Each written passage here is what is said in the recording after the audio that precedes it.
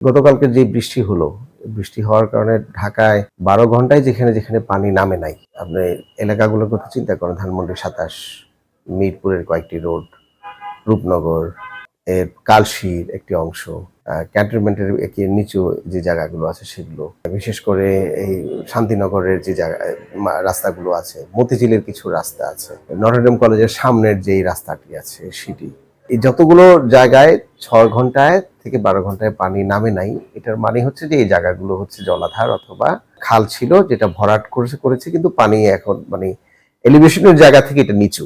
তো বৃষ্টির পানি তো গ্র্যাভিটেশনাল লেভেলটা ধরে জমে। তো সুতরাং যেসব জায়গায় জমেছে এইসব জায়গায় এগুলো এগুলো হয় কালভার্ট কোনো কোনো জায়গায়, অথবা একটি নিচু জায়গা যেগুলো ভরাট করে নগরায়ন করা হয়েছে। আমাদের সার্ভেতে আমরা দেখেছি যে ঢাকায় যে ৭৮টি খাল আছে, এর মধ্যে ৫টি নদী যেগুলো এখন লেক হিসেবে আছে। তো সুতরাং এটা এই নেটওয়ার্কটা আমরা করে দেখেছি এটা কত কিলোমিটার নেটওয়ার্ক, এবং সেখানে আমরা ৩২০ কিলোমিটার প্লাস প্লাস নেটওয়ার্ক আমরা যদি এগুলোকে সংযুক্ত করি একসাথে পাওয়া যায়। ৩২০ কিলোমিটার নেটওয়ার্কের মধ্যে প্রায় ১২০ কিলোমিটারের উপরে নেটওয়ার্ক হচ্ছে। আমরা এটা এটা এটা বন্ধ হয়ে গিয়েছে কোথাও কোথাও, কোথাও কোথাও এগুলো বক্স কালভার্ট হয়েছে। আপনাকে একটা এক্সাম্পল দিতে পারি, ধলাই খাল নামে একটি খাল ছিল পুরান ঢাকায়, ২০০৭ পর্যন্ত এটা ছিল। তারপরে এটার উপর রাস্তা করা হয়েছে, এখন নিচে কালভার্ট করা হয়েছে। পল্টনে বক্স কালভার্ট রোড আছে, পান্থপথে বক্স কালভার্ট রোড আছে, এরকম আরো অনেক জায়গায় বক্স কালভার্ট করা হয়েছে। তো সুতরাং এই বক্সের মাধ্যমে পানি কিন্তু সেরকম ভাবে প্রবাহিত হয় না, এবং পানিগুলো আসলে পাস করা অনেক সময় সম্ভব হয়ে ওঠে না। সুতরাং এই খালগুলোকে অনেক জায়গায় দখল করে বক্স করা হয়েছে, অনেক জায়গায় রাস্তা হয়েছে, এবং অনেক জায়গায় ঢাকার ভিতরের যে নদীগুলোর কিছু কিছু জায়গায় ভরাট হয়েছে, কিছু কিছু রয়ে গিয়েছে। খালগুলো কিছু কিছু জায়গায় ভরাট হয়েছে, কিছু কিছু জায়গায় রয়েছে। তো সুতরাং ঢাকার ইকোলজির একটা ট্রান্সফরমেশন। হাতের ঝিল, হাতের ঝিল তো একটা নদী, আপনারা জেনে থাকবেন মনে হয়। এই নদীটি নড়াই নাম, যেটি এই যে প্রথম আলোর সামনে যে মসজিদ, খাজা আম্বরশাহ মসজিদ, এই নদীর যে ঘাট এবং যে উজুখানা, এটি কিন্তু নদীর পাড়ে ছিল, নড়াইয়ের পাড়ে। কারণ বাজার এই নদীর পাড়ের বেড়ে ওঠা বাজার। তো সুতরাং এবং এই ঘাট ব্যবহার করে এই বাজারে একসময় জনগণ এসছে, এবং এখানকার বিশেষ করে তেজগাঁও অঞ্চলের যে আদিবাসী যাদেরকে আমরা বলি, রোমান ক্যাথলিক বৌদ্ধ মন্দির আছে, ক্যাথলিক মন্দির আছে, এদের কিন্তু বসবাস সেই ৪০০-৫০০ বছরের পুরাতন এই নদী দিয়ে এসে করেছে। এটা দখল হয়েছে বিভিন্ন জায়গায়, এখন এটাকে আমরা কনভার্ট করে লেক করেছি। পরবর্তীতে এটা আমরা বিউটিফিকেশন করেছি, বাধ্য হয়ে, কোনো কিছু না করার কারণে সরকার করেছে।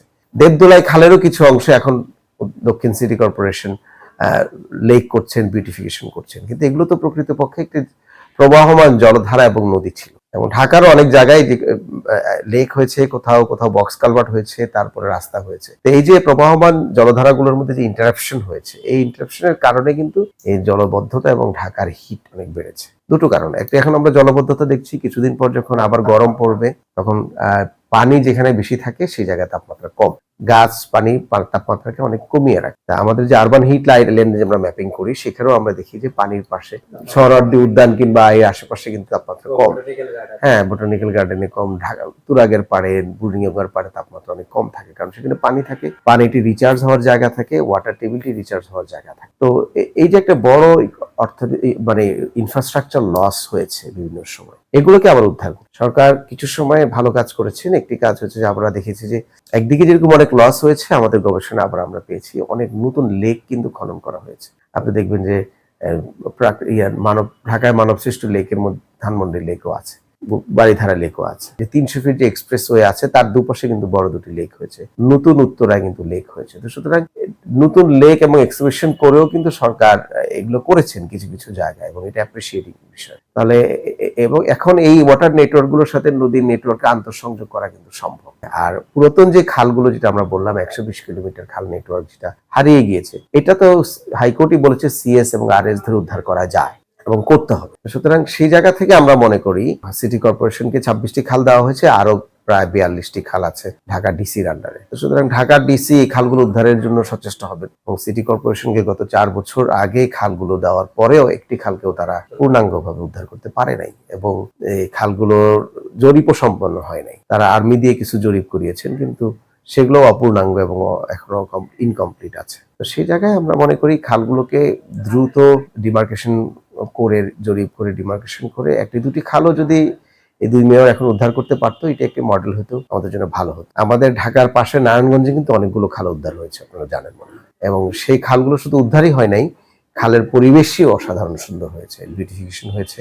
খালে কোনো সুয়ারেজের লাইন নাই, খালে কোনো ময়লা পড়ে না। আমাদের ঢাকার খাল তো উদ্ধার হয় নাই, এবং এই ঢাকার খালগুলো তো মূলত সুয়ারেজের লাইন। সুতরাং ঢাকার খালগুলো উদ্ধার করতে হবে, ঢাকার খালের ময়লা পানি প্রবাহ বন্ধ করতে হবে, কারণ আমাদের স্ট্রম ওয়াটার নেটওয়ার্কটি আছে। সেই নেটওয়ার্ক পাগলার মতো আরো 8-10টি জায়গা ঢাকায় রেডি করে সেখানে ওয়াটার টেস্টিং করতে হবে, নাহলে ঢাকার চারপাশের নদীগুলো এবং নদীর পাড়ে মানুষ আর বাঁচবে না।